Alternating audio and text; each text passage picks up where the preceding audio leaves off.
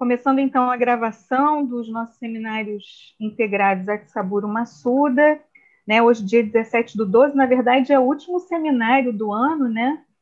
Nesse período, Danilo e Isabela, que são os dois professores responsáveis por essa disciplina no mestrado profissional, entenderam, né, conversando conosco, que valeria a pena focar, durante esse período de pandemia, os seminários, né, em assuntos relacionados direto ou indiretamente à Covid-19. Então, o Alexandre, a gente vai ter a honra de ouvi-lo hoje, né, sobre desinformação e questões que são super importantes para esse momento que a gente está vivendo. E eu vou apresentar o Alexandre para vocês. Agradeço já em nome da coordenação, meu e da Isabela, que além de coordenadora da disciplina com o Danilo, ela também coordena junto comigo o programa de mestrado profissional. E aí depois eu passo a coordenação para eles, tá, Alexandre? Então, vou só fazer uma apresentação aqui, né? Alguns de vocês já conhecem o Alexandre. Repito que é uma honra para a gente tê-lo conosco. O professor Alexandre Brasil Carvalho da Fonseca, ele é sociólogo, né, tem mestrado em Sociologia e Antropologia pela UFRJ, ele é doutor em Sociologia pela USP e ele tem pós-doutorado pela Universidade de Barcelona. Durante o período de 2012 a 2016, ele atuou como assessor da Presidência da República, nas áreas de participação social, direitos humanos. Então, é bastante interessante essa experiência do Alexandre. Ele, na UFRJ, é professor associado e também é diretor do Instituto NUTES, né, de Educação em Ciências e Saúde, que a maioria de nós aqui conhece bem e tem grande admiração, né? Então, as principais áreas de atuação do Alexandre são sociologia e educação, e principalmente nos temas de alimentação e cultura, educação e saúde, desigualdade, diversidade religiosa, mídia e desinformação.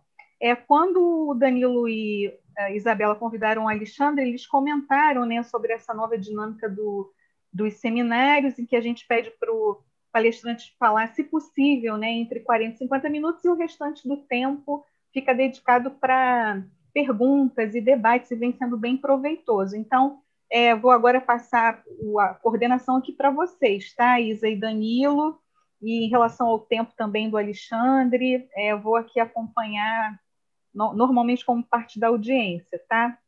Então, Alexandre, bem-vindo, e se você quiser compartilhar a sua apresentação, já está habilitado aqui, e qualquer dúvida, Isabela e Danilo estão aí no circuito, tá bom? Tá ótimo. Boa tarde, pessoal. Boa tarde, professora Sônia, professora Isabel, professor Danilo. Eu acho que é a segunda vez que eu venho, né, Danilo? Foi Massuda também, a outra que eu participei? Sim, eu gostaria de falar, né? Agradecer mais uma vez. Você esteve há 2 anos com a gente, palestrando no nosso programa, e está aí de novo, aceitando, está prestigiando a casa. Muito obrigado. Então, novamente, temos esse prazer de contar contigo aqui conosco, professor Alexandre. Obrigado. Eu que agradeço o convite. E como é importante a gente ali no CCS ter essas trocas, essas conversas, com certeza isso é o de bom da universidade, né? Acho que a gente poder transitar entre blocos, entre unidades, é uma riqueza muito grande. E para o NUTES isso é uma riqueza muito importante, que exatamente o NUTES, como também aqui o programa de vocês, a cada turma de 10 tem 5, 6, 7 graduações diferentes. Então, isso com certeza é uma coisa que nos anima e nos movimenta. Vou compartilhar então aqui a apresentação.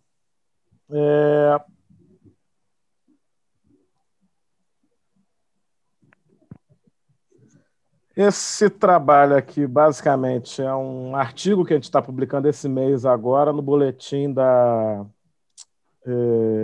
ESOCIT, né, Associação de Ciência, Tecnologia, né, ligado ao pessoal da área de ensino de ciências, é o boletim CTS em Foco. Então, Sérgio Amadeu, que é da Federal do ABC, coordena esse número especial, que é especificamente exatamente sobre Covid e ciência, tecnologia e sociedade. E o artigo que eu, junto com a professora Juliana, e as doutorandas, a doutoranda Luciana Lessa e mestranda Aline Lima, submetemos que tem esse título, o artigo. Então, aqui tem uma parte do artigo e tem algumas outras coisas que eu fui reunido.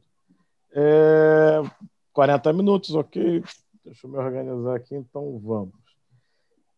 Aqui embaixo tem duas situações que esse trabalho está inserido. Uma é a Aliança Mundial de Checagem de Fatos, né, que a IFCN, ela atuou com relação ao coronavírus, ela criou uma aliança específica sobre notícias falsas relacionadas ao coronavírus, e o NUTES, o meu grupo de pesquisa, a gente fez uma parceria, né, junto à The Pointer, que é a organização que coordena essa atividade, e nós estamos analisando o banco de dados que eles produziram.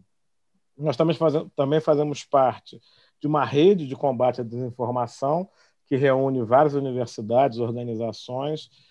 Então, nosso grupo também participa, que é o GEDS, né? Grupo de Estudos sobre Desigualdades na Educação e na Saúde. Especificamente sobre desinformação, a gente tem duas pesquisas em desenvolvimento. Uma é essa que eu comentei, que é Crenças e Caminhos da Desinformação em Saúde no Brasil, o caso da Covid-19, que a gente tem esse primeiro artigo e está ainda desenvolvendo algumas coisas a partir desse banco do IFCN. E a pesquisa de cima, né, tirando a pandemia do meio do caminho, a gente espera concluir no máximo no início de janeiro, fevereiro, que é uma pesquisa que a gente fez grande, que foi com recursos de um edital, uma chamada pública do Facebook Mundial, e que de 600 projetos foram selecionados 20 projetos, nós fomos um dos 20 selecionados, que faz uma análise específica do uso do WhatsApp da tela para o indivíduo, né? Então, não se preocupa muito com a mecânica em si, mas como as pessoas percebem e qual o lugar que ocupa na vida cotidiana delas a ferramenta, especificamente o WhatsApp, e um pouco também as redes sociais. Então, tem uma pesquisa feita no Rio, em Recife, com cerca de 1.000 pessoas, um survey. Tem grupos de diálogos no Rio e Recife que envolveram 150 pessoas, mais ou menos, que são as oficinas que nós fizemos, 5 oficinas. E a ideia, então, é que esse material todo, já tem alguma produção já de artigos relacionados a isso, mas o relatório final a gente está aí concluindo em breve, depois de cerca de quase 2 anos com essa pesquisa. Na área de extensão, a gente tem um projeto ainda relacionado, e aí é projeto Profaex, né, a questão da fake news e saúde, e aí trabalho que alunos de iniciação têm feito, e tem um projeto que inicia agora, no início de 2021, que foi um edital que a gente submeteu para o Ministério Público, né, do Estado do Rio de Janeiro, e aí que tem foco na ideia de direitos do consumidor, saúde e alimentação, e basicamente é criar um aplicativo, algumas ferramentas na internet relacionadas à temática saúde e alimentação e com foco no direito do consumidor. Então, a partir dessas experiências que a gente começa a se dedicar, tem um pouco mais de 3 anos, que eu vou um pouco conversar aqui com vocês sobre isso. Outra coisa importante, o trabalho não é só meu, aqui você tem na primeira amostra aí do grupo que está envolvido, tem 18 pessoas, fora isso tem mais 2 orientandas que não estão na foto, que não coube, e outras 6 pessoas que participaram especificamente na pesquisa do WhatsApp. Então, um total de 26 pessoas, de 13 áreas diferentes de formação, tem nutricionistas várias, letras, história, ciências sociais, gastronomia, serviço social, psicologia, farmácia, biologia, jornalismo, filosofia, fisioterapia e antropologia. Então, o grupo que está envolvido é bem multidisciplinar. 3 são professores na UFRJ, 8 são professores em outras universidades de ensino superior, 5 bolsistas IC, 3 mestrandos, 1 pós-doutorando, 11 doutorandos e 4 doutores. Então, esse é o pessoal aí que a gente junto tem pensado, conversado e discutido sobre o que a gente está trabalhando. Então, entrando no assunto em si, uma primeira questão importante que a gente tem que ter em mente quando discute internet desinformação, essa discussão que alguns autores têm feito sobre o contexto mais amplo da sociedade que a gente vive, que essa autora, uma filósofa radicada nos Estados Unidos, vai afirmar ser um capitalismo de vigilância. Outros autores vão falar em capitalismo de plataforma, e ainda tem uma outra interpretação que dialoga, que seria um capitalismo, um neoliberalismo autoritário. Então, a gente tem um primeiro quadro geral, e como o tempo é curto, eu fiz muito slide, mas, muito resumidamente, a gente vive uma situação econômica mais ampla que tem um impacto direto na realidade e em como as redes sociais têm atuado no nosso cotidiano. Então, pegando aqui a definição da Zuboff, para também não me alongar muito, o ponto central dela, a discussão que ela faz, é sobre a questão dos Big Data, como isso muda o paradigma de muita coisa na compreensão da sociedade contemporânea. Né? A nossa realidade hoje praticamente inexiste sem PayPal, Amazon, certos aplicativos, certos sites que a gente procura porque quer, e eles um pouco vão ditando o nosso comportamento, ou não ditando o nosso comportamento, mas modulando muito como nós alcançamos certas coisas. Né? Por exemplo, senhas que o Google armazena lá no password Google. Eu não posso viver sem aquilo mais, porque aquilo é um guia para mim. Mas, fundamentalmente, a situação é muito grave, né? Porque o que acontece com o Big Data é uma nova lógica de acumulação profundamente intencional e com importantes consequências que chamam de capitalismo de vigilância, a Zuboff. Essa nova forma de capitalismo de informação procura prever e modificar o comportamento humano como meio de produzir receita e controle de mercado. Então, o ponto central aqui que a gente precisa entender dessa situação atual é que as empresas de tecnologia, YouTube, Google, que nos oferecem uma série de produtos de forma gratuita, na verdade, o que elas estão fazendo é buscando informações para quê? Para melhorar a sua capacidade de predição. E, com isso, poder vender melhor produtos para as pessoas. Então, a propaganda no Google é muito mais eficiente do que do Facebook. É muito mais cara também.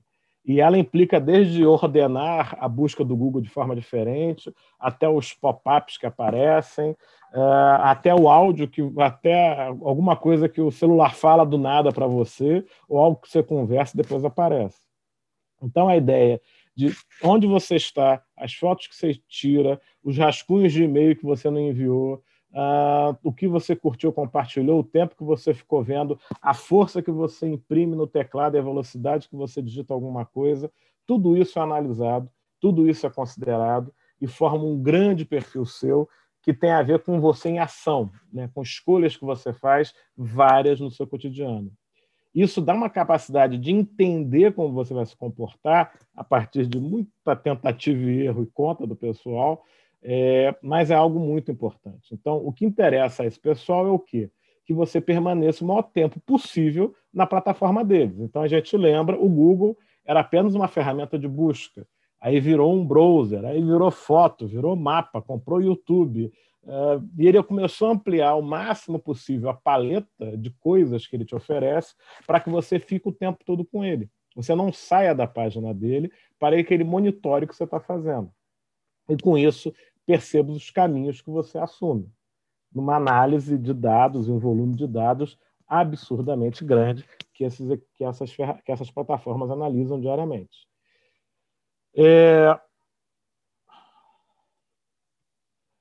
Aí, só muito rapidamente, computadores. Esse primeiro computador da Segunda Guerra Mundial, ele não tinha capacidade de armazenamento. O segundo, acho que tinha uns 64 megabytes. E aí você tem ideia da evolução e entender.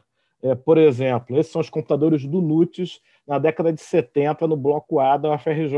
Né? Fita magnética, um recurso dos Estados Unidos de $500 milhão, um investimento absurdo que o NUTES recebeu no seu início, visando promover a educação a partir da tecnologia. Então, a sala de aula com computadores, a sala dos computadores que hoje são as nossas salas de aula, e todo esse equipamento, provavelmente, ele é muito menos potente e capaz do que o celular que cada um tem aí próximo a si agora. O que a gente vive hoje é a realidade desses data centers, desses big data, né, desses espaços de processamento, Aqui você tem uma imagem em cima do de São Paulo, da Ascent, que eu não sei se está ou não vinculado à Google, esse exatamente, mas você tem uma fonte de energia própria, uma subestação, e aqui o resfriamento, que provavelmente deve ter elemento de resfriamento à água. Esse é um data center do Google, né, que é 3 vezes maior do que esse outro aqui, e que aí tem tanto um parque eólico, uma estação de subestação de energia, e essas estações que me parecem, no sou da área de engenharia, de resfriamento também dos data centers que estão aqui. Então, imagens de centros. Hoje existem 16, 17, 18 centros da Google no mundo. A Google, por dia, o Google, né, a busca, né, a ferramenta de busca processa 24 petabytes por dia, né, estimativas. Tem algum lugar, acho que é a biblioteca do Congresso americano, já li alguma vez, que fala que se você juntar tudo que foi escrito no mundo, em todas as línguas, sem imagem, né, só o texto, não dá 50 petabytes. Então, a cada 2 dias, o Google talvez analise tudo que já foi escrito na história da humanidade, em todas as línguas, em relação a fluxo de dados. Eu não vou me lembrar o percentual exato agora, mas como 2, 3% da energia mundial é consumida pela Google na manutenção, resfriamento dos seus centros de processamento de dados, de análise de dados. Acho que tem um filme do Batman, salvo engano, Homem-Aranha, não me lembro, que o pessoal está procurando o vilão e alguém tem uma ideia brilhante de pegar no mapa e procurar a zona de calor, porque sabia que ele processava dados, o cara tinha no subsolo da casa dele um data center desses, e aí então encontram o vilão procurando um lugar que estava emitindo mais calor na cidade por conta desse sistema. Terabyte, imagino que todo mundo tenha ou possa vir a ter um drive em sua casa com 1 ou 2 terabytes, 200 mil fotos ou músicas que você consegue armazenar. A gente está vivendo uma forma intensa essa ideia do petabyte.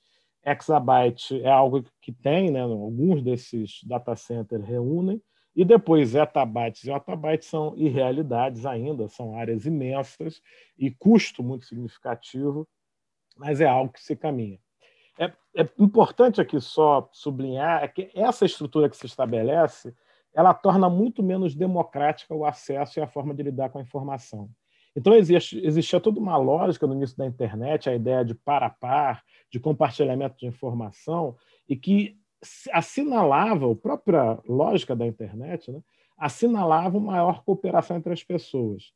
O que acontece depois do evento de 11 de setembro é exatamente uma mudança na política dos Estados Unidos, uma ação deliberada de concentração novamente de informações e de poder, né? Acaba sendo uma forma de poder, e o que você tem de mais significativo nesse processo é que as pessoas passam a aderir a isso por opção própria e não de forma obrigada, né? Que é o mundo ideal do conceito de ideologia, né? A pessoa acredita e adere a alguma coisa porque acha que é importante para a vida dela. Então, a gente tem Gmail, a gente compra na Amazon, a gente vê vídeo no YouTube porque acha que é bom, porque é confortável, porque nos ajuda em alguma coisa.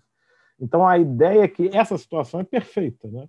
Várias pessoas que eu converso e pergunto, mas como é que a gente pode reagir a isso, né? Fora usar outros aplicativos, né, DuckDuckGo para fazer buscas, ter e-mail de outra fonte, senão o Gmail, enfim, fazer buscas na aba oculta em que não te identifica, enfim, coisas pequenas, mas 2 pessoas de mais idade que eu perguntei, que estudam isso muito fortemente, o David Lyon, que é o principal especialista no mundo, é inglês, radicado no Canadá, e um filósofo da área de tecnologia americano.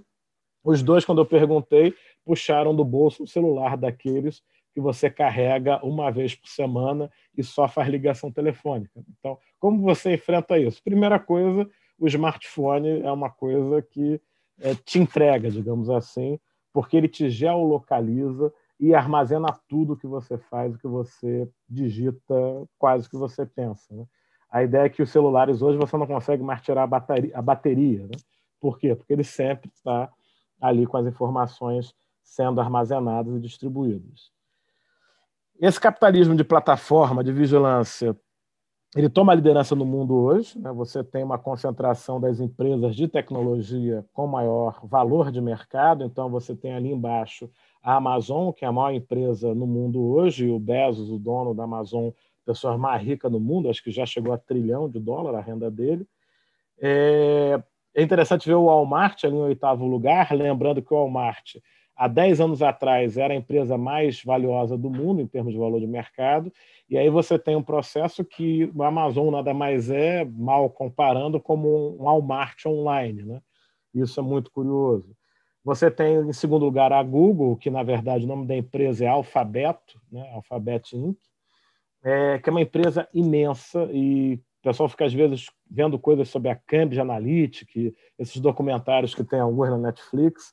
A Google é muito mais impressionante o quanto a empresa, inclusive, processos recentes têm acontecido nos Estados Unidos, nessa confusão aí pós a eleição do Biden, mas a Google é algo bastante impressionante e preocupante na sua estrutura e na sua gestão, né? Toda a ideia das buscas em que ela ordena para cada pessoa de uma forma diferente, o que ela te apresenta, como se dão esses ordenamentos, é algo bastante sensível. E Microsoft, Apple, como as duas empresas outras bastante conhecidas, são as 4 primeiras, em quinto a Samsung. Zoom, por exemplo, que a gente está usando aqui, não valia, acho que $4 milhões antes da pandemia, aumentou 10, 100 vezes o valor de mercado. É uma empresa também que, nesse contexto, cresceu muito. Consequências, e aí, muito rapidamente, um autor brasileiro, um sociólogo, Ricardo Antunes, vai falar em privilégio da servidão. Então, a mudança nas relações de trabalho é algo muito sério, muito grave, junto com o que eu chamei de populismo autoritário, neoliberalismo autoritário, que é a lógica de que a sociedade não cabe mais a solidariedade. Quem trabalha isso é Demirovic, um filósofo alemão. Então, aí, a partir do Stuart Hall, um trabalho dele sobre o governo Thatcher, década de 70, 80, na Inglaterra.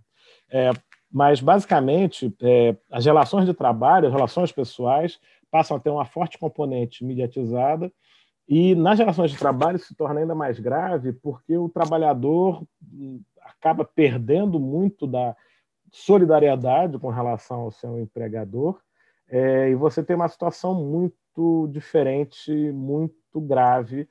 Tem um filme recente do Ken Loach, um cineasta inglês, que dá um pouco o tom disso, de um caminho que a gente anda muito complicado. De um lado, as empresas sempre afirmando que elas fazem apenas mediação, seja o Uber, seja o YouTube, quando apresenta um vídeo XYZ, e elas um pouco dizendo que não tem nada a ver com isso, só um meio, mas ganham dinheiro, recursos significativos em relação a isso. Então, a ideia é que essas relações sociais sofrem mudanças significativas, as relações de trabalho sofrem mudanças significativas, e o ponto central aqui é entender que a desinformação não é uma coisa paralela, não é um acaso, é um processo inserido nessa questão mais ampla desse modelo de negócios, desse capitalismo que se estabelece. Isso é central.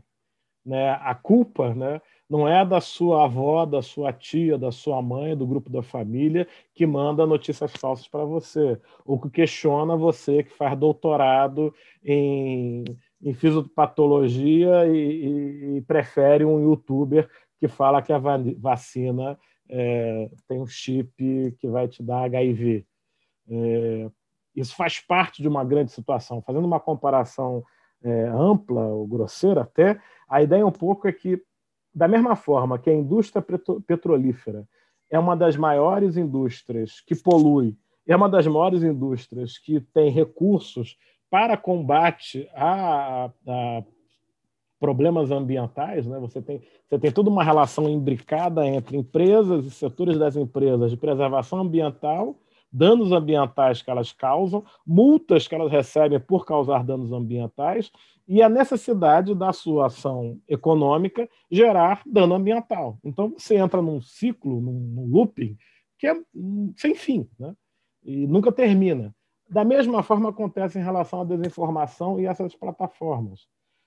Para a Google, para o Facebook, para o WhatsApp, que também é do Facebook, é fundamental que exista a desinformação. Faz parte do processo. Você, com a desinformação, fica mais tempo na internet com raiva daquilo que as pessoas postam que você não concorda. Ou fica mais preocupado em divulgar aquilo que as pessoas postam e você quer reparar o problema, digamos assim. Ou quer divulgar algo que vai ajudar as pessoas dentro daquilo que você acreditou naquele momento.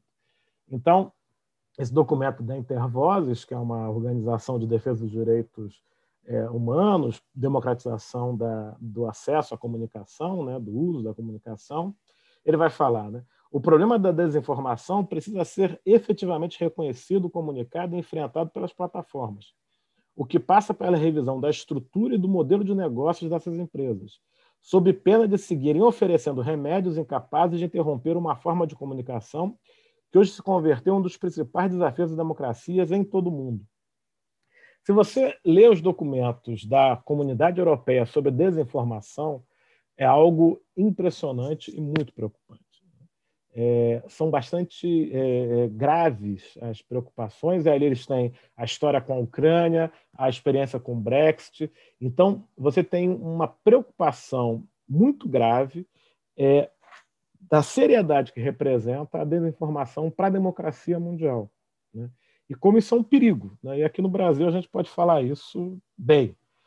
Muito rapidamente, o conceito de desinformação, isso a partir de um texto de um filósofo americano chamado Don Feliz, dialogando com a obra do Luciano Floridi, que é um filósofo da informação, que desde a década de 80 trabalha com desinformação. A palavra em si, desinformação, a origem é meio obtusa, assim, parece que é uma palavra russa, que foi um escritório do governo da União Soviética que criou uma oficina de desinformação, mas aí começa essa história a não ser devidamente, né? Quem conta essa história não são pessoas muito confiáveis, ou são obras, né, muito panfletárias, mas basicamente o resumo é que todo serviço de espionagem russo ele se fundamentava em desinformar. Isso passa a ser uma prática política muito adotada por certas lideranças políticas atualmente no mundo, principalmente nos Estados Unidos e no Brasil. Acho que são dois exemplos fortes, mas também você tem isso sendo utilizado em outros países e muito vinculado a essa ideia desse populismo autoritário. Mas, resumidamente, desinformação é informação, uma informação que é mentirosa, é uma informação que é mentirosa e que foi feita de forma intencional, então ela foi produzida sabendo-se que era mentira, e ela serve para quê? Para enganar as pessoas de forma deliberada, para ter recursos financeiros, seja por clickbait, seja por outra forma de acordo, digamos assim, e ela visa, de alguma forma, prejudicar o interesse público, né? A partir que você toma partido de algum setor da sociedade e usa da mentira para que esse setor prevaleça ou essa opinião prevaleça em relação às outras. E a gente vai ver no final como isso se agrava no contexto da pandemia. Na pandemia, uma nova palavra foi criada, que é a palavra desinfodemia, né? A Unesco lança esse documento, e a presença desse documento, inclusive, é muito interessante, porque ele lista 9 tipos de mentiras veiculadas no mundo relacionadas à Covid. E se você pega esse documento e olha, né, das 9, o presidente da República Brasileira citou ou praticou 8 delas. Isso como coisas que poderiam ser feitas. Das 9 possíveis, o presidente utilizou 8, e ali um gráfico aos fatos, que é o acumulado de mentiras que o presidente da República falou em relação ao coronavírus. Acho que isso é até a data ali, até junho, né? Só até junho, como se repetia e ampliava a quantidade de notícias falsas que era veiculada, que são veiculadas a partir da presidência e também dos seus próximos, principalmente os filhos 01, 02, 03. Bom, o artigo, então, que dá nome à fala de hoje, dessa tarde, ele tem como fundamento, como base, essa base de dados, né, dessa coalizão. Durante janeiro e agosto de 2020, várias organizações do mundo inteiro, de 121 países, em 46 idiomas, por 84 organizações, desde organizações da sociedade civil até empresas jornalísticas, checaram 8.623 notícias sobre desinformação ligadas à Covid. Em português, tem 780 matérias, 691 feitas no Brasil. As matérias foram publicadas e checadas necessariamente não por agências brasileiras, mas matérias publicadas no Brasil, veiculadas no Brasil. A primeira análise que a gente faz é comparar os 100 países com mais notícias veiculadas com os 100 países com maior número de mortes, e um pouco desse gráfico dá conta um pouco disso. Então, a Índia é o país que tem maior número de matérias nesse banco de dados, e aí é uma situação difícil, né? Porque isso tem a ver também com a capacidade que as organizações dos países têm de fazer checagem. Acho que no Brasil, para fazer checagem, tinham 5 organizações atuando, mas, enfim, é um parâmetro que a gente trabalhou. Você tem então, os 3 países com maior número de notícias falsas foram os Estados Unidos, Brasil e Índia, que são os 3 países com maior número de óbitos, tanto nessa época, que foi em outubro que eu coletei esse dado.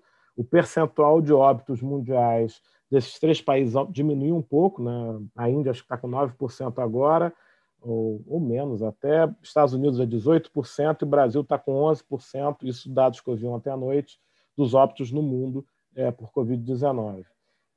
Mas, basicamente, você então tem uma relação dos 10 países com mais mortes. Não vou me lembrar agora exatamente, mas acho que 9 são os países com mais notícias também. Um país fica de fora, acho que é a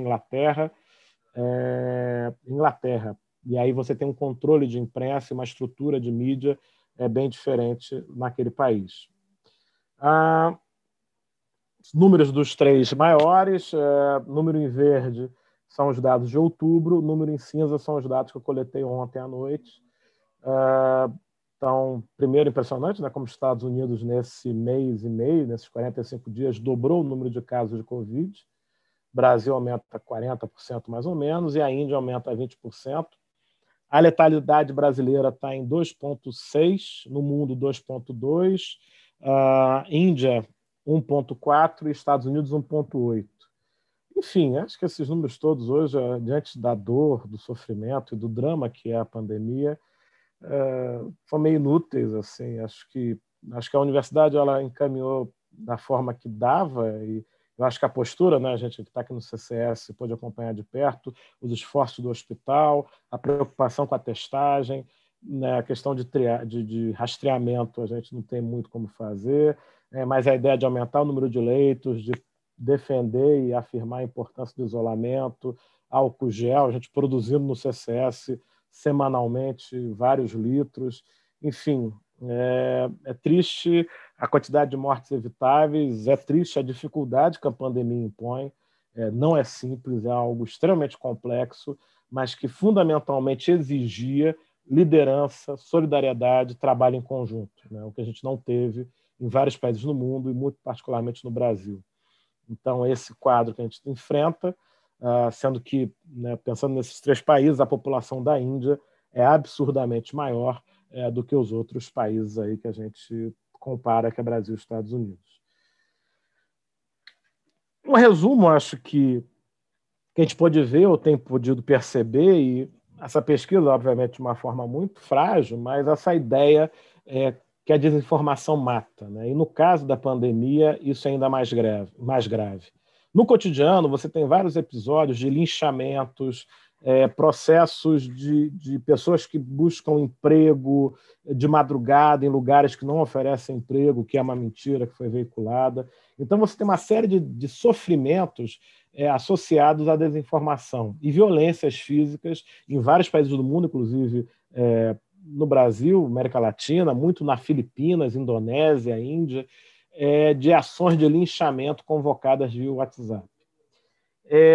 Então, quando eu falo aqui o primeiro item, aspectos qualitativos, estou fazendo referência a esse artigo que eu escrevi no Le Monde em maio, que foi uma situação, uma semana antes, então no início de maio, um amigo publicou no Twitter uma mensagem de alguém que era contra o isolamento e que tinha falecido de Covid com 35 anos. E eu achei, não, tinha falecido, e a pessoa falou, olha, né, não respeitou o isolamento, era contra. Eu pensei, será que morreu de Covid mesmo? E eu entrei e fui, digamos, stalkear é o perfil da pessoa. E eu fiquei muito impressionado, porque ele publicava muito pouco, então era muito impressionante a linha de tempo, como ele dialogava com aquilo que o presidente da República afirmava publicamente. Então, era uma pessoa que, em março, estava em isolamento social, e aí, no decorrer do tempo, de março até maio, quando ele falece um dia antes de completar 36 anos, como ele vai, digamos, mudando de opinião diante das mensagens da presidência. Então, é gripezinha, se você for forte, você resiste, os jornalistas são hipócritas porque estão trabalhando e tem pandemia, que história é essa? Esse rapaz ele não chega a falar de... Ele não chega a citar cloroquina. Mas ele vai... A briga entre os governadores, então ele começa a falar muito mal do Dória, falar mal do presidente da Câmara, Rodrigo Maia. Enfim, isso acontece muitas vezes. Até que, em certo momento, a namorada dele entra na conta dele e avisa que ele se internou, ele e a mãe dela, que eles não acreditavam na gravidade da doença, e ela começa a pedir isso várias vezes no perfil dele, que as pessoas levem a sério aquele momento, né? Considerem a gravidade e a necessidade de isolamento. A gente está falando em maio, que é uma situação similar que a gente vive hoje em termos de contágio, de aumento aí do covidímetro. Então, em 15 dias, ele interna e falece, e aquilo, então, a ideia de você ter uma pessoa que é uma liderança nacional, o presidente da República, que tem se pronunciado, e agora em relação à vacina, né, também, de forma muito errática, de forma muito irresponsável, acho que a palavra é essa, e é muito preocupante isso em termos de sociedade, em termos de uma situação que a própria expressão mais grave dessa situação toda é a condução do Ministério da Saúde, que teve 3 ministros durante a pandemia, e o atual ministro não tem nenhuma experiência na área específica de saúde. Então, isso é muito grave. E primeiro elemento, então, digamos, esses aspectos qualitativos que me indicam essa situação.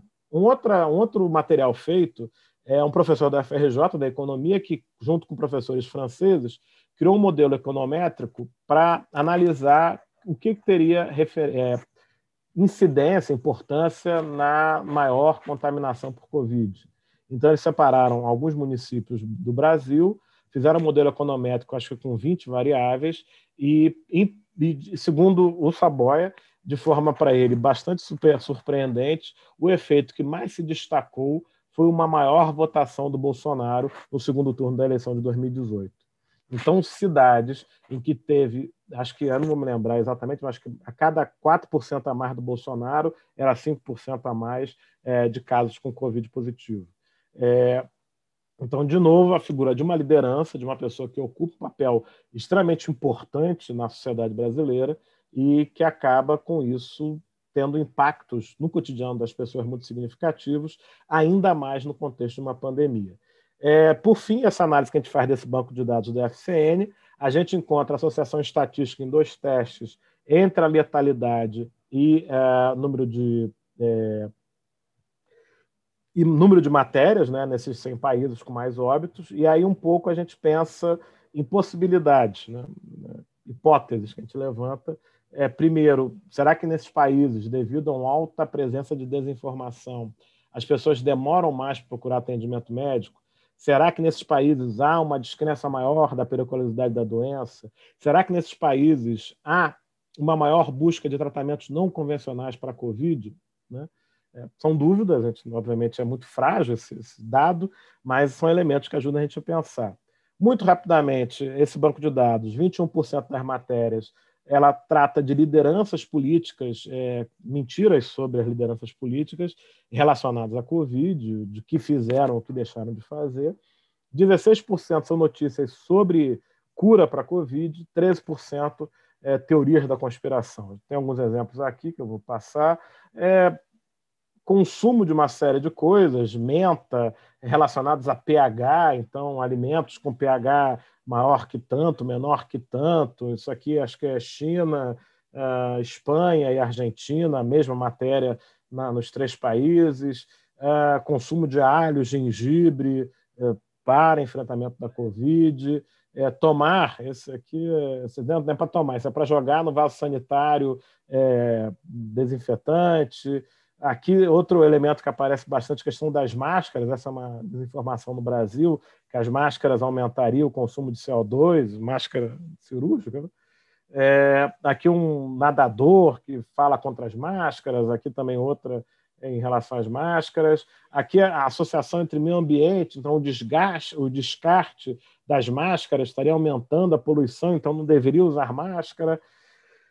Aqui uma coisa muito curiosa, isso é da Espanha, um colar que não é da NASA, mas diziam que era da NASA e que serve para ionizar o oxigênio, então para melhorar, né, a coisa da respiração, e que ele mataria, né, o vírus no ar.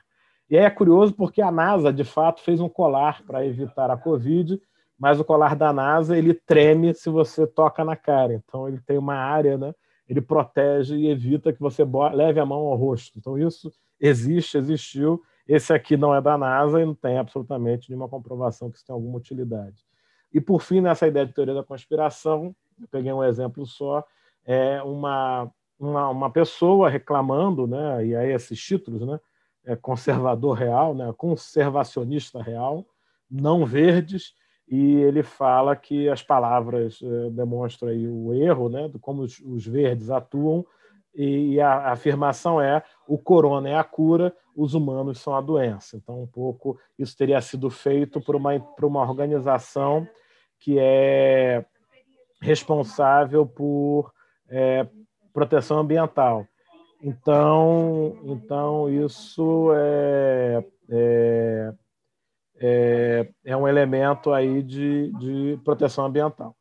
De uma organização, uma ONG de proteção ambiental que é questionado aí por grupos que são contrários.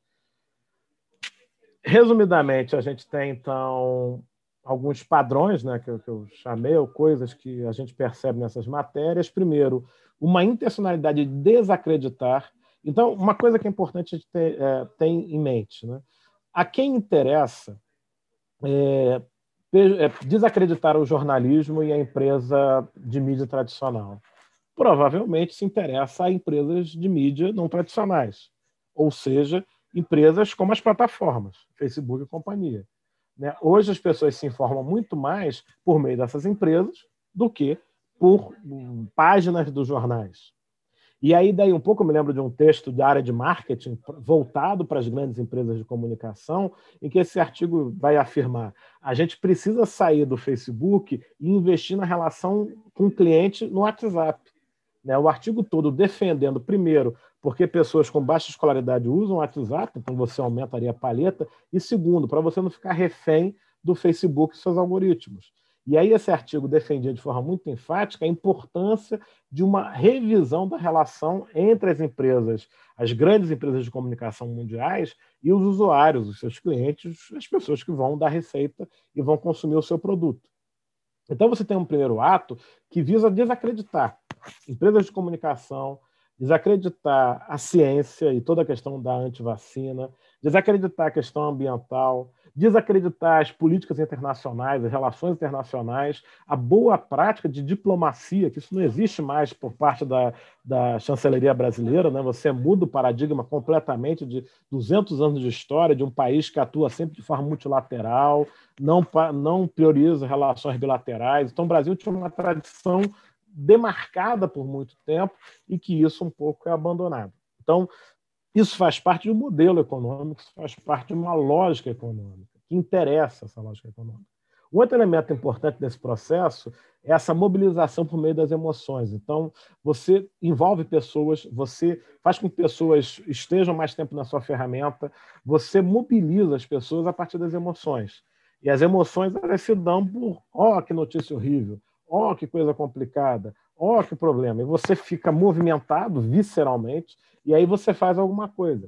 E aí entra o terceiro elemento, né? As fake news, a desinformação. Se morreram 182 mil pessoas no Brasil, se elas tivessem comido gengibre, não teriam morrido, né? Então você pensa, tem que avisar para todo mundo comer gengibre, né? Mudar a sua dieta, tornar-se uma dieta nipo-brasileira, e consumir gengibre, porque isso resolve o problema. Então, é uma coisa de uma insanidade, enorme.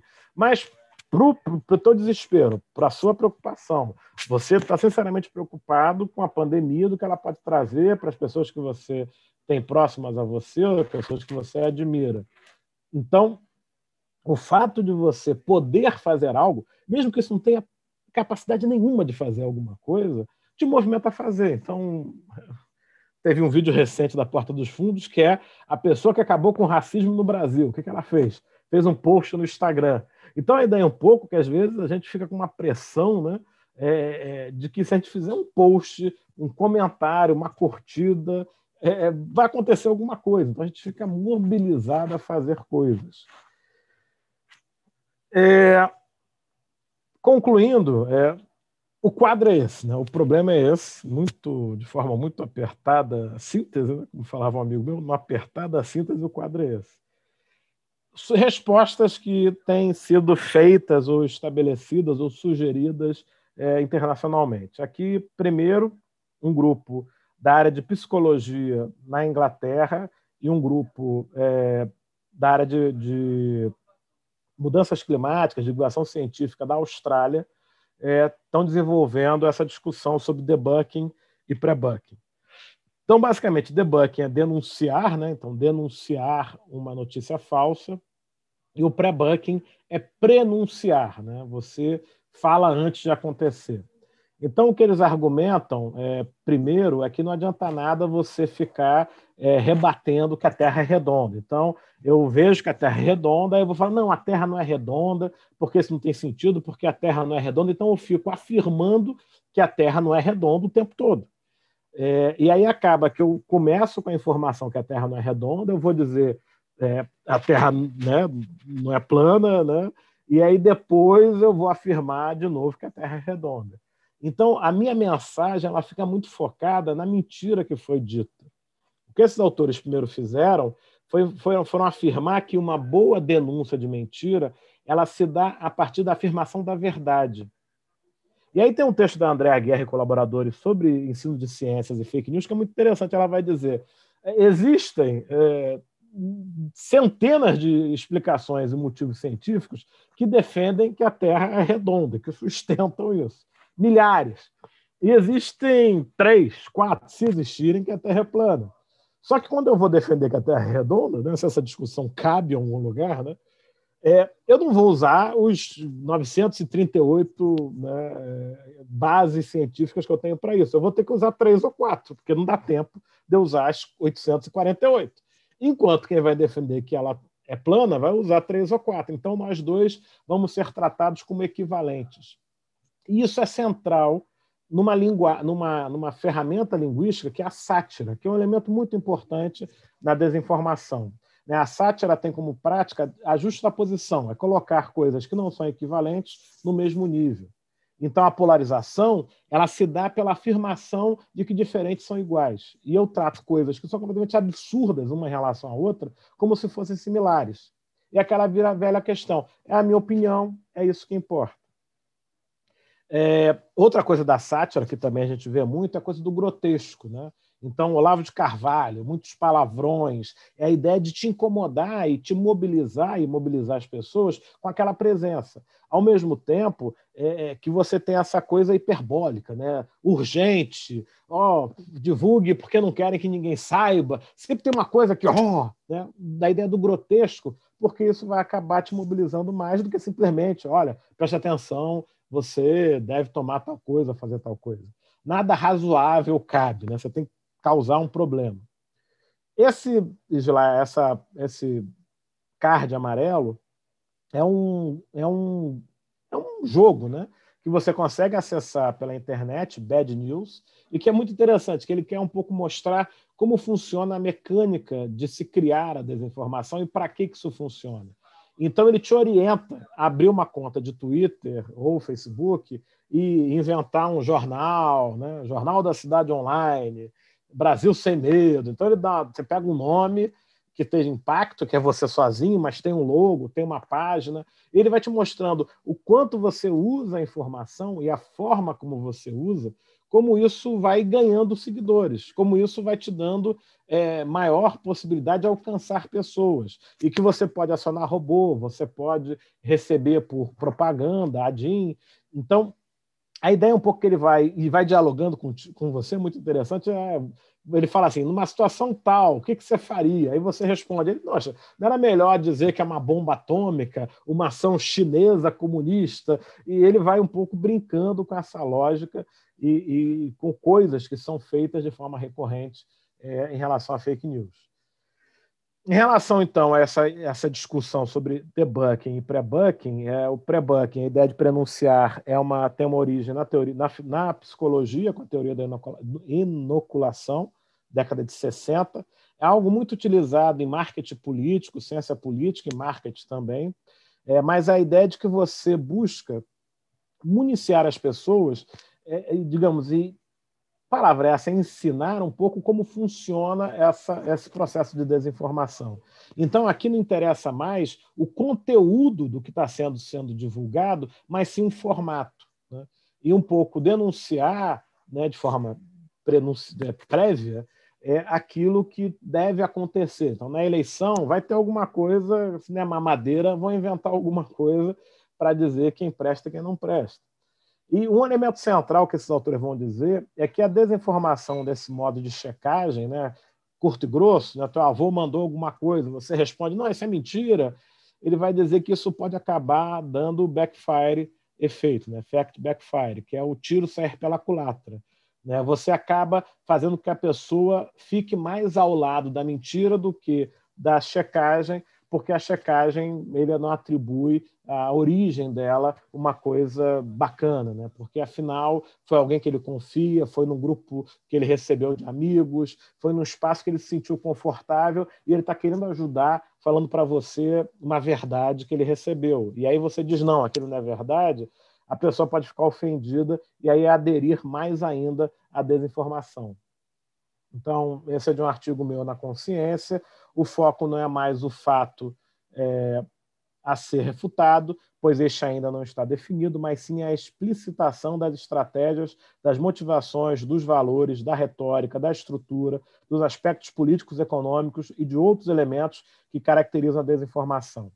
É possível pensar que o enfrentamento à desinformação pode ser feito por meio de prenunciar as mentiras e os ecossistemas de informações que alimentam a desinformação. E aqui, muito resumidamente, um ponto que é muito importante é essa ação, por mais racional que seja, compartilhar, abrir o seu celular, enviar mensagens, ela tem uma componente fundamental de valores, de moral, de ética. Então, as nossas decisões cotidianas elas não se dão só pela conta matemática de 2 e 2 é 4.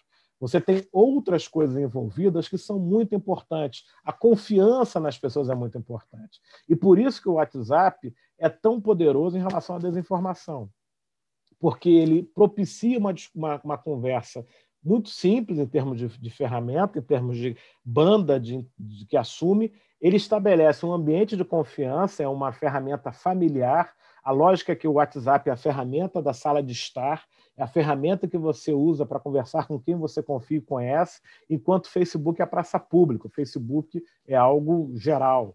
Então, a ideia da confiança, de alguém que eu acredito, e de um processo físico, que eu pego, eu olho com o dedo, eu seleciono, eu compartilho, então eu faço coisas, eu realizo, sou eu em ação que faz essa notícia chegar até você. Para concluir, uma segunda estratégia que tem na literatura, que o autor trabalhou isso um pouco em 2010, 2009, né? Hoje em dia ele não fala mais sobre isso, mas é uma coisa que eu acho bem interessante. É um filósofo britânico, David Barry, e ele trabalha com humanidades digitais, filosofia do software, são aí 2 livros dele, e ele fala em iterácia. E aqui o ponto é, todo canto que você vai ver discussões sobre desinformação, o elemento central que vai aparecer é a necessidade de alfabetização digital. O que o Barry fala, e que eu acho muito interessante, é que ele vai dizer a alfabetização digital não se resume a usar de forma mecânica e eficiente as ferramentas das redes sociais, as ferramentas de informática. É muito mais do que isso. Né? a ideia que ninguém se torna alfabetizado, né, em português ou em qualquer língua se não tem o mínimo conhecimento de literatura, de gramática, da história da língua. A alfabetização é muito mais do que simplesmente aprender a segurar uma caneta e desenhar alguns gráficos, alguns ideogramas numa folha de papel. Ela envolve muito mais habilidade. E o que o Baer vai defender, ele no início usava aquela expressão alemã de Bildung, né? Aquela ideia de um conhecimento que é muito amplo, mas o que ele vai defender é que, para a gente ter usuários críticos e eficientes da rede social, né, que não caiam na desinformação, é fundamental que as pessoas entendam o que é código, entendam o que é programação, saibam identificar, ele diz, né, a beleza que existe num código bem feito. Resumidamente, ele vai dizer, você não precisa ser um programador, mas você tem que ter uma ideia, né, o que está embaixo do capô do carro. Né? O que acontece quando eu aperto o acelerador, ligo o carro e ando, quando eu passo a marcha? Eu tenho que ter uma ideia, né, que tem um motor de combustão, que tem engrenagens, que tem, sei lá, o que tem dentro de um carro, mas, enfim, eu tenho que ter uma noção básica do que está acontecendo ali dentro. E ele fala, as pessoas precisam ter uma noção básica do que acontece dentro de um computador, que a gente consegue fazer uma plataforma dessa com, sei lá, 86 pessoas reunidas quinta-feira à tarde, de vários lugares, talvez de fora do Rio de Janeiro, conversando sobre isso. Aqui eu estou terminando, meu tempo está acabando. Então, a ideia um pouco que ele vai defendeu num artigo, no prefácio de um livro, agora acho que é esse do Understanding Media, Digital Humanities, ele vai chamar de iterácia. Ele tira da palavra iteração. Então, ele pega a coisa da literácia, né, da literacy, da alfabetização, que é utilizada também na área de ensino de ciências, né, em Portugal, a alfabetização científica, eles chamam de literácia científica, ele vai chamar de iterácia. Ele cria essa palavra, que tem a ver com interação, né, que é a ideia da repetição dentro da programação. Então, a programação é feita por uma série de iterações. Então, ele propõe que as pessoas aprendam como funciona a lógica da programação. Então, ele fala, gostaria de sugerir que a iterácia poderia servir como nome para as habilidades específicas usadas para a compreensão do código e da cultura algorítmica. Como, de fato, a alfabetização, compreensão de textos, e a numerácia, compreensão de números, fazem um contexto similar. A ideia é que o final iterácia, né, é uma arte, né, não é uma coisa, que é um aprendizado, né? Ou seja, a iterácia é especificamente a prática de ser capaz de ler e escrever códigos.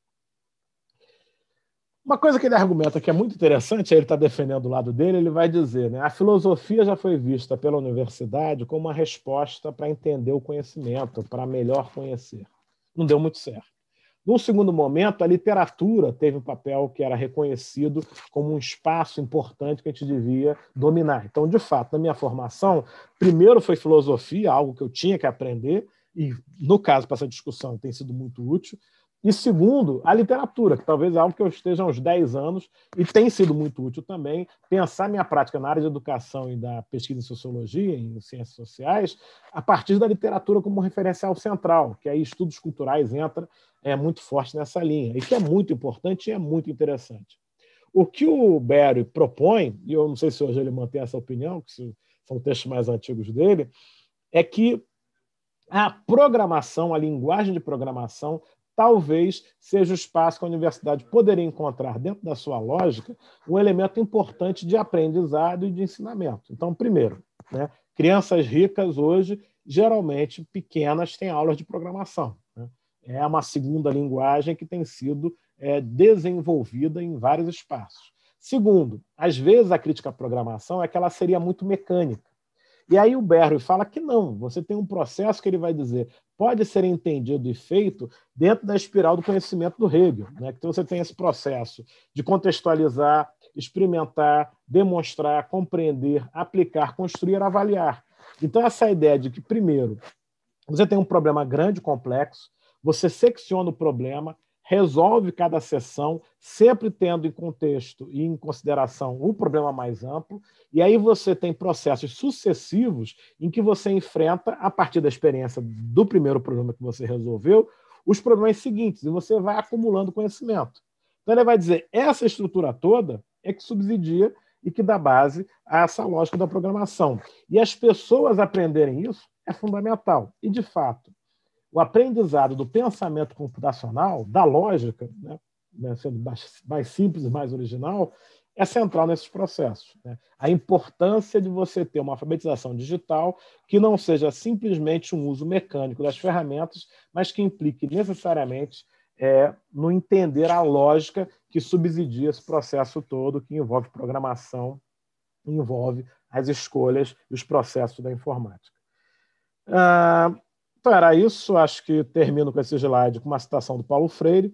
E aí é uma coisa importante, né? Essa ideia da denúncia e do prenúncio da desinformação, ele precisa acontecer também por meio do sublinhar das bonitezas.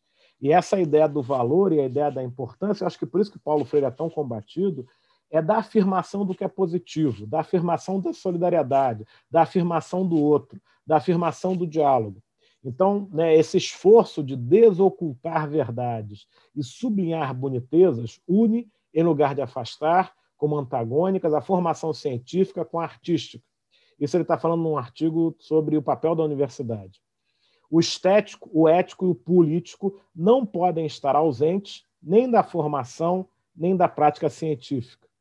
Eu diria, nem da divulgação científica e nem da checagem de notícias. A ideia é que não basta dizer que está errado, que é mentira, mas a gente precisa afirmar conceitualmente essa ideia do que é certo, do que é certo é complicado, né? Mas do que é mais próximo a uma realidade minimamente factual e que a gente defende e que passa por valores como solidariedade, beleza, respeito ao outro, inclusão, valores tão importantes de que nós, como universidade pública, experimentamos e acreditamos. Então, enfim, queria agradecer e estou aí totalmente aberto e à disposição para o diálogo com os colegas, para a gente ter agora para frente, aí no tempo que tem pela frente.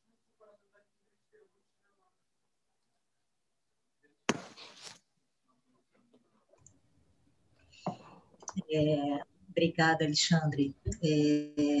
Parabéns pela palestra, achei sensacional, né? É um assunto que faz a gente pensar em um monte de coisa, né? Eu tenho várias perguntas aqui, na verdade, mas eu não vou deixar as pessoas, os alunos, perguntarem antes, e aí, se sobrar um tempo, eu faço aqui as minhas perguntas. Então, dito isso, gente, alguém tem alguma pergunta? Tem algumas perguntas aqui no chat, mas eu vou pedir para a pessoa pode falar, por favor. Vai lá, Fábio. Então. Boa tarde, professor. Uma pergunta assim, bastante direta, né? O Manuel Castro, no livro O Poder da Comunicação, ele fala que hoje a base do poder está no controle da comunicação e da informação. E tem um pouco a ver do que o senhor falou, que ele reforça isso dizendo que hoje, né, o objetivo desse controle é fechar os canais de conexão entre mentes individuais e mentes públicas. Isso ainda é uma realidade a partir desses seus estudos com redes sociais, com a internet de uma maneira geral? Não sei se a gente roda, não sei como é que está aí a quantidade, mas basicamente sim, né? Eu acho que Castells ele vai escrever uma fase um pouquinho anterior, não sei da data desse texto específico, né? Então, 2015. Então, você tem... sim, acho que concordo. Acho que a ideia é um pouco... Você tem um processo, basicamente, que você tinha até então, com toda a própria questão dos castelos, das redes, você tinha uma possibilidade grande como sociedade no mundo de você rever muitas coisas e dificultar um domínio centralizado. O que a gente está vendo agora, né, é exatamente um movimento de inflexão de certos grupos econômicos para garantir uma situação que previamente existia. Então, sim, a ideia de que você tenta cada vez mais individualizar as pessoas, separar as pessoas, evitar a cooperação, porque tem um sociólogo, Sennett, que ele vai dizer, né, o trabalhar juntos é muito difícil, né? É natural que a gente se atomize, é natural que a gente tente resolver o nosso problema. Então, quando você tem ferramentas que viabilizam isso, a gente acaba aceitando, porque é mais cômodo. Trabalhar junto dá muito trabalho, né? Mas esse é o desafio que a gente tem que enfrentar. Obrigado. Mais alguma pergunta? Bom, sim, eu tenho, Isa. Vai lá, Massuda, fala lá então. Alexandre, muito obrigado pela sua conversa, super esclarecedora e de uma certa maneira, assustadora até. Porque você coloca uma questão que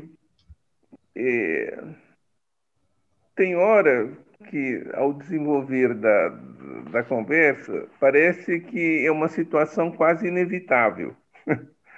Né? A coisa é tão bem montada que, às vezes, eu fiquei, em alguns momentos, com a sensação, falou, caramba, como é que eu escapo dessa? E colocado desse jeito, quer dizer, você falou um pouquinho de algumas coisas que poderiam ser utilizadas ou algumas formas de, pelo menos, tentar contrabalancear isso, e você falou, e não ficou muito claro para mim a questão da, como é que é, prenunciar? Prenúncio. Do prenúncio. Então, como poder utilizar isso, se esse é um caminho, se há possibilidade de utilizar o prenúncio como de uma forma muito parruda e intensiva para tentar combater a desinformação. Quer dizer, seria possível isso? Sim, a ideia é essa, né? O ponto é, alguém aqui perguntou, eu recebo uma notícia fácil no WhatsApp, eu devo contestar? Sim, acho que continua valendo aquela coisa de checagem. O ponto que você coloca, Massuda, prazer enorme falar contigo aqui agora, é buscar espaços, e a universidade tem um papel central nisso, em que a gente não atue para apagar incêndio, né? Eu participo de grupos de checagem, sites de checagem. Uma jornalista, que é professora também da UFRJ, falou comigo outro dia, eu não aguento mais enxugar gelo, né? Porque toda hora a informação volta, ela é cíclica. Então a gente tem que atuar de forma ativa e não de forma reativa. Isso representa o quê? Conversar, como a gente está fazendo aqui hoje. A gente lá no NUTES fez oficinas para 150 educadores, para discutir essa questão durante 8 horas cada oficina. Então, a ideia é tentar identificar, por exemplo, esse documento da desinfodemia sobre Covid, ele apresenta 9 tipos de mentiras relacionadas à Covid que circularam no mundo. É importante que as pessoas tenham ideia do que pode acontecer. Antecipar para as pessoas esse problema. E com isso, né, alguém já disse, né, quando inventaram garfo e faca, muita gente furou a língua e cortou o dedo.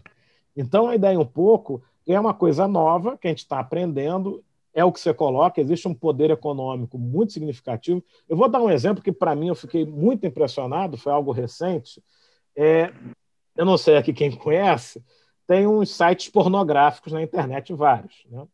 E é uma empresa só que detém todos esses sites, Pornhub, Xvideo, etc. e tal. Essa empresa, e eu não sabia, eu descobri com uma matéria do New York Times semana passada, ela é a terceira maior empresa em fluxo de dados e em arrecadação por meio de acesso à internet. Então Google, Facebook e depois essa empresa que o nome é MindGeek. Ninguém sabe o nome dessa empresa e ela possui um enorme fluxo de pessoas e ela só tem 50 pessoas físicas para checar coisas que são inapropriadas nas suas redes. Então você tem muitos vídeos de estupro, vídeos com crianças e que circulam, e essa empresa, para piorar, é possível baixar no site direto dela os vídeos. Então, uma pessoa que identifica um vídeo de um nude que ela mandou alguma coisa que ela não queria nesse site, ela não consegue tirar. Porque isso sempre vai ser uploadado para outra pessoa. Então, a matéria era 2 coisas. Primeiro, o sofrimento de muitas mulheres, no caso, no mundo, que são expostas nesse site sem saber e sem querer, violência várias que acontecem nesse site, e o argumento da empresa, que ela não tem nada a ver com isso. Porque ela simplesmente é um meio que transmite. E ela ganha dinheiro com isso. Então, é um modelo de ganhar dinheiro que ele é tudo podre. A empresa tem 50 checadores, acho que o Facebook tem 15 mil.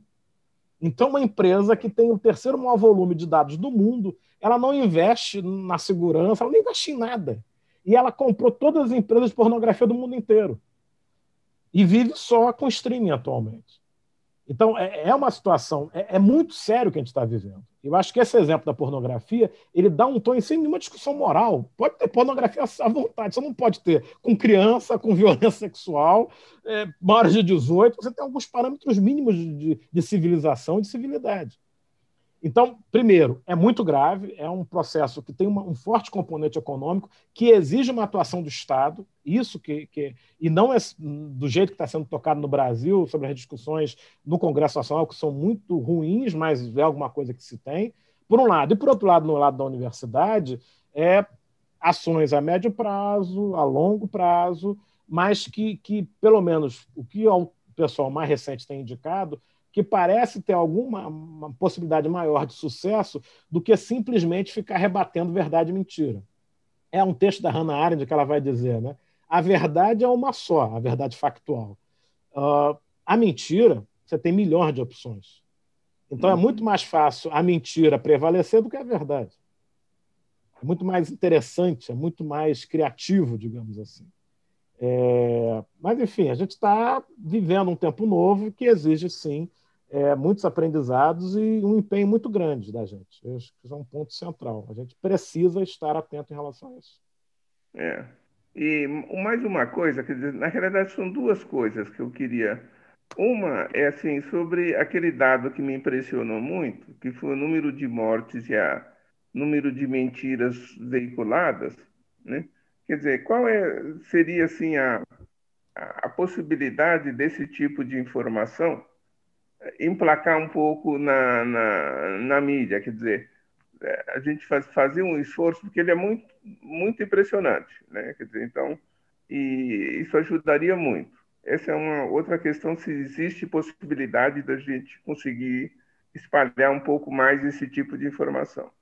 A outra coisa que aí é uma questão que, enquanto eu estava pensando, a cabecinha estava rodando aqui, me veio uma imagem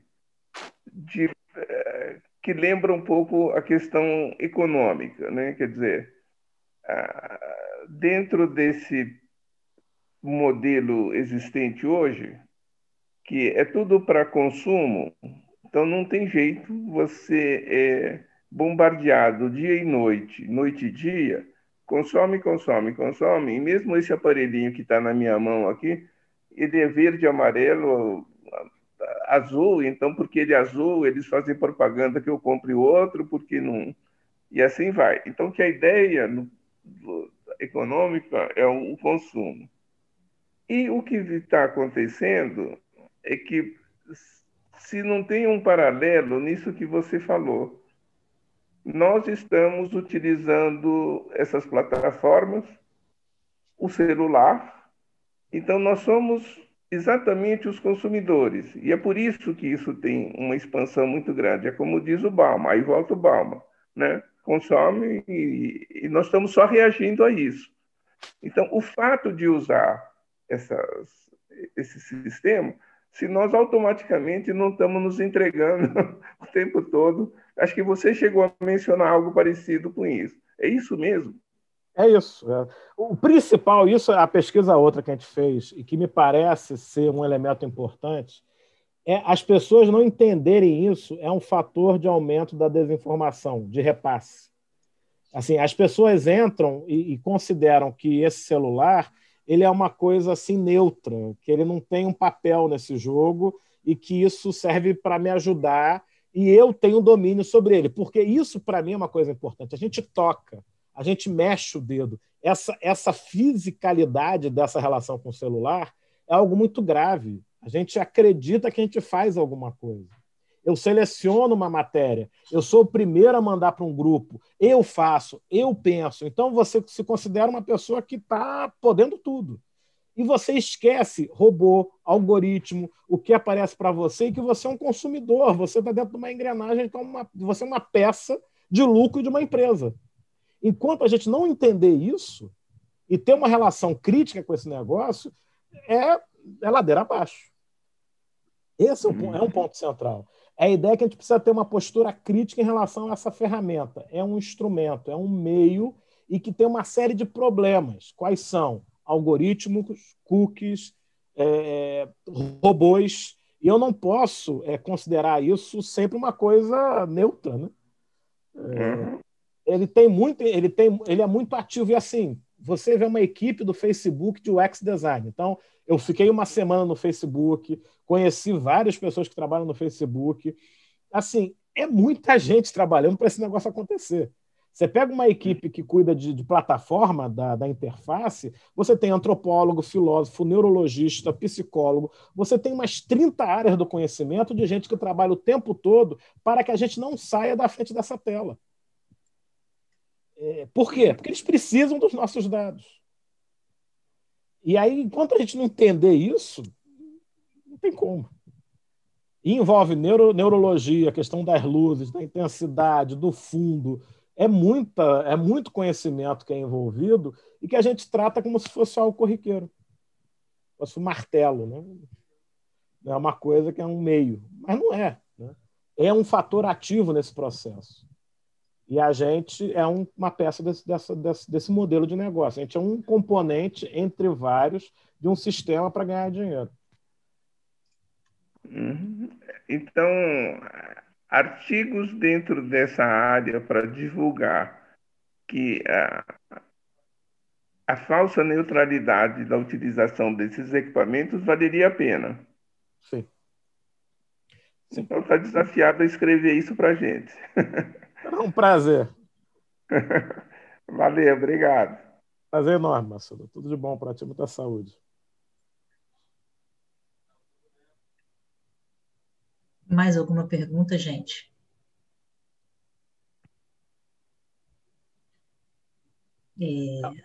O Roberto escreveu só, desculpa, Isabela. Isso. Eu estou tentando ler aqui. É uma coisa que ele fala, é isso. Você tem hoje, muito complicado, né, a rastreabilidade, né? Quando o pessoal começou a questionar o uso do Zoom no início da pandemia, eu achei graça. Eu falei, uma pessoa que usa Facebook e Google preocupada com assim, o Google, gente. O Google é um negócio assustador. A capacidade de informação que ele tem da gente é muita informação. São as fotos que você tira, é aonde você anda, é o que você escreve no seu e-mail. Ele junta isso tudo e cruza. E é isso, você é um IP, você está todo rastreado bonitinho. Enfim. Alexandre, só para terminar, então, vou fazer uma pergunta aqui, porque eu estou curiosa, na verdade, vou escolher entre as várias que eu tenho aqui. Eu tenho escutado por aí debates sobre essa discussão toda de fake news, etc., que eu não sei nem se entra na fake news, que é a coisa assim, uma coisa é a desinformação, né, uma informação mentirosa, errada, que foi criada, né, com um determinado objetivo. Uma outra coisa é a influência da narrativa pela possibilidade do usuário se transformar em muitos. Assim, não precisa nem ser uma mentira, uma desinformação, uma mentira, mas assim, um determinado usuário colocar uma determinada narrativa, pode ser uma opinião, enfim, alguma informação na rede, só que nas plataformas do jeito que elas são hoje, existem formas muito fáceis de uma pessoa fingir que é 1 milhão. E aí, para as outras pessoas que estão, né, interagindo, os outros usuários da plataforma, parece que 1 milhão de pessoas pensam daquele jeito, quando na verdade é uma pessoa só. E isso tem um poder, né, eu tenho escutado as pessoas debaterem que isso tem um poder tão grande ou maior do que as fake news também, do ponto de vista de influenciar o debate público, né, e isso tem reflexos enormes. Aí eu queria saber o que você pensa disso. Enfim, isso que eu falei, isso se inclui dentro do conjuntão das fake news, sim ou não? E o que você pensa, o quanto isso você acha que influenciaria também? Então, isso é central e aquilo ali que eu estava comentando com o Massuda, né? Você tem um elemento, a situação não é neutra, então a gente não pode lidar com isso achando que é uma coisa tranquila. Um dos elementos é esse que você fala, que é o chamado efeito de manada. E aí você tem tanto robôs como processos articulados, e inclusive esse é o elemento central que Facebook e WhatsApp cancelam contas de pessoas, que já cancelaram várias dos filhos dos presidentes e companhia. que eles chamam que é um controle de behavior, né? Então, eles vão olhar se você tem padrões de comportamento que são não humanos ou que são humanos articulados. Então, você tem uma coisa muito caótica, que é o normal, e no momento que a coisa se dá de forma muito direcionada, há uma intencionalidade, seja robótica, seja uma orientação de uma liderança, para divulgar uma matéria. Então, durante a pandemia, foi muito mais fácil, porque a gente ficou o dia inteiro plugado, perceber processos de desinformação. Então, no caso da FRJ, especificamente, teve um que eu conversei muito com a reitora, a professora Denise, que foi sobre quando a FRJ deu o título de cidadã de doutor honoris causa para o presidente da China. Isso, em março, mais ou menos, você teve todo um processo na internet que não foi muito adiante, ainda bem, mas de acusar o FRJ de apoiar o vírus chinês, utilizando a sessão do título honoris causa que tinha acontecido em, sei lá, novembro, sei lá, de 2019. E é muito curioso, porque você tem os nós de informação, a Tâmara do IPUR tem uns trabalhos interessantes sobre isso, ela mapeia redes, mas a ideia é que você tem os nós, esses nós no Twitter começam, isso em algum nível acontece no WhatsApp, só que a gente não consegue mapear, e aí você tem algumas páginas que depois vão para o Facebook e o Facebook viraliza. Você tem um caminho das pedras que a coisa acontece. Ela precisa passar no Twitter para ter credibilidade, ela usa o Facebook para ter escala e ela usa o WhatsApp de uma forma muito engenhosa, porque o WhatsApp ele não foi criado com essa lógica, que é uma lógica de broadcast, de transmissão. Mas você tem pessoas que montam grupos que funcionam para transmitir notícias direto. E essas pessoas, numa escala que vai aumentando, chega a um determinado momento que o fluxo se dá de forma voluntária. Isso que é genial no processo. Então, você tem nós que começam a disparar de forma frenética as notícias, assim, aquela coisa de disparar a cada 30 segundos um Twitter, uma mensagem de WhatsApp, às vezes robotizado isso, com plataformas, e aí isso vai caminhando com vários núcleos que são ainda danosos ou com ação intencionalmente de fazer o mal, digamos assim, que sabem que aquilo é uma mentira ou uma coisa que é para prejudicar alguém, mesmo que seja uma meia mentira, digamos assim, e a partir de um momento ele chega no mar. E aí nesse mar que ele vai embora. E aí você tem essa notícia, e essa que é a vantagem do uso das redes sociais, da internet, é que você tem a coisa do teste AB, né? Você testa ao vivo. Então, eles escolhem a mensagem, definem o perfil do público. Se o grupo é religioso, eu boto China comunista. Se o grupo é vegetariano, eu boto que a vaca é sagrada. Então, eu vou adequando o meu discurso, eu vou formatando o meu discurso para o público que eu quero trabalhar e divulgo isso de uma forma bem ampla. Sobre a desinformação, você vai ter uma série de trabalhos, mas nosso grupo trabalha só com 4 tipos de desinformação. Então, você tem a primeira coisa que você fala, né? Você tem a misinformation e a desinformation. Misinformation é informação mal construída, informação errada, né? Então, não é intencional. Na desinformação, você tem a coisa da sátira, que eu já comentei, você tem a coisa da mentira construída totalmente falaciosa, um produto fabricado, você tem uma mentira que você muda o contexto, e você tem a chamada deepfake, que você faz intervenções em vídeo ou imagem. E isso é muito violento. E cada vez mais você consegue botar a boca de uma pessoa falando outra coisa com quase perfeição.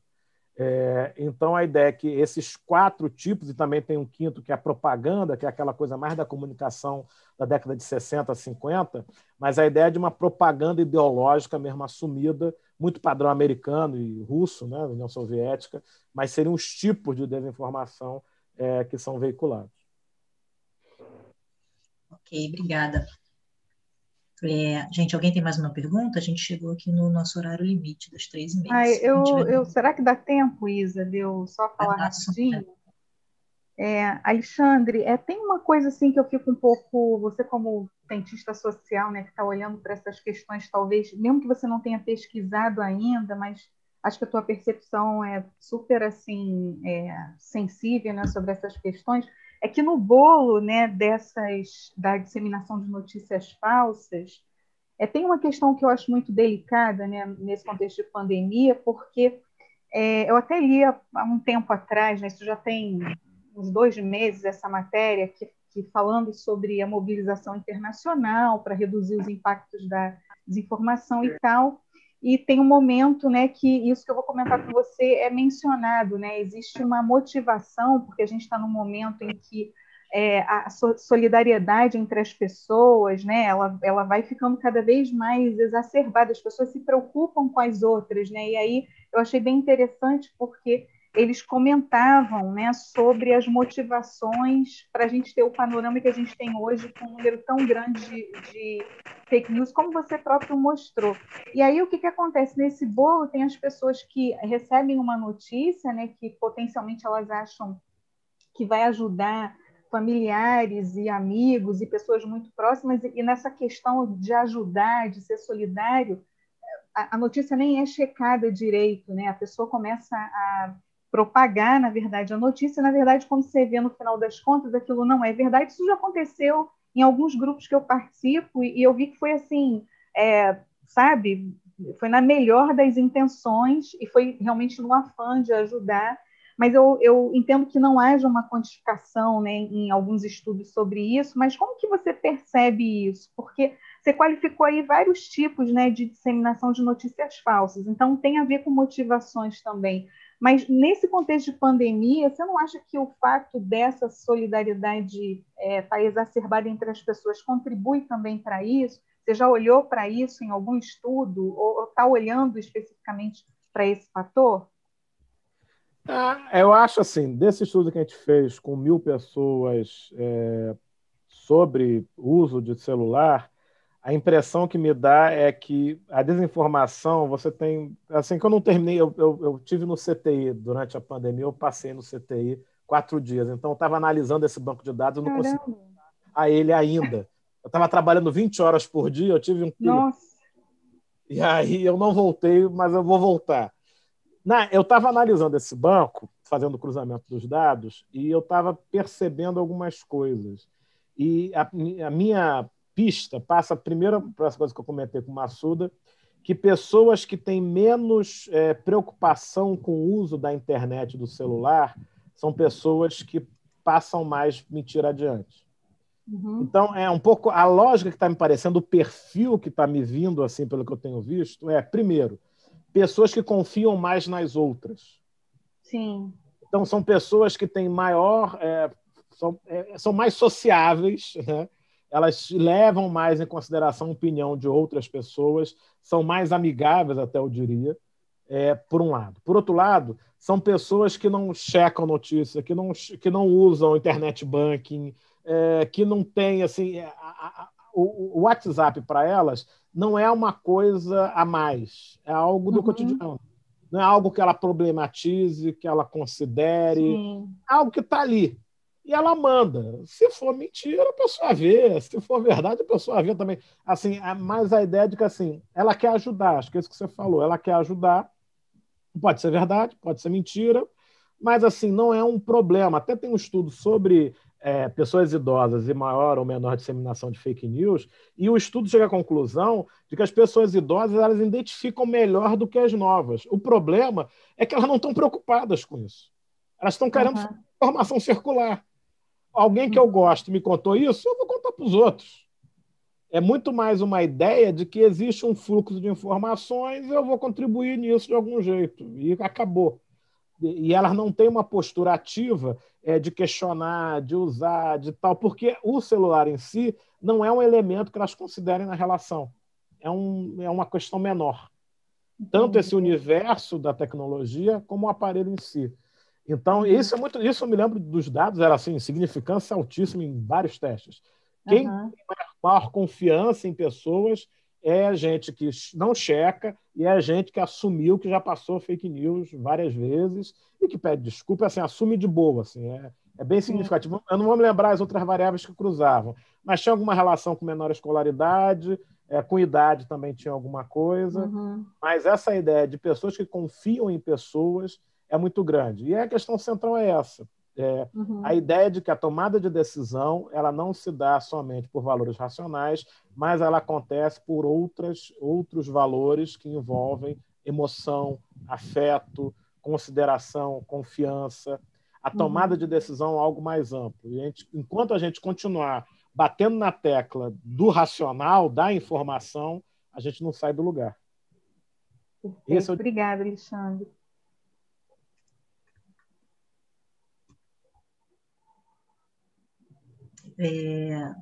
Acho que é isso, né, gente? A gente passou até um pouquinho do tempo. Então, eu queria agradecer mais uma vez ao professor Alexandre, né, em nome da coordenação, pela excelente palestra, né? O assunto é sensacional. E é isso, agradecer a presença de todos e desejar um bom acesso, Feliz Natal para todo mundo. Sônia também deve estar querendo desejar um feliz regresso para todos, Feliz Natal. E mais uma vez, obrigada, Alexandre, pela palestra. Prazer enorme, gente. Muito bom poder ter passado esse tempo com vocês. Um apelo de quem foi para o CTI na pandemia: desliguem de tudo, pelo menos do ano novo, ali, aquela semana que vem. Fiquem uma semana sem acessar nada. Detox de mídias digitais. Hoje eu tive uma reunião, vou dar aula às 4, tem uma reunião às 8. Tá vendo, né, Sônia? Tá uma loucura. Tô ouvindo, tô quieta aqui, melhor nem falar nada. Eu ordenei ao corpo social que pelo menos de 28 até 3 de janeiro ninguém acesse nada, nem para ver pagode, o especial de Natal. Total. Ordem do diretor, né, Alexandre? Ordem do diretor. Muito bom. Gente, Feliz Natal para todos, beijão, Massuda, super legal a gente encerrar, né, essa sequência de seminários. Não poderia ter sido melhor. Com você presente aí, com o Alexandre, foram 2 presentes, na verdade, né? Muito legal. Muito obrigado. Então, beijo para todos, gente. Obrigado, Alexandre. Tchau, gente. Prazer enorme. Tchau. Sônia, você termina. Tchau, abraço. Vou encerrar então aqui. Tchau, gente.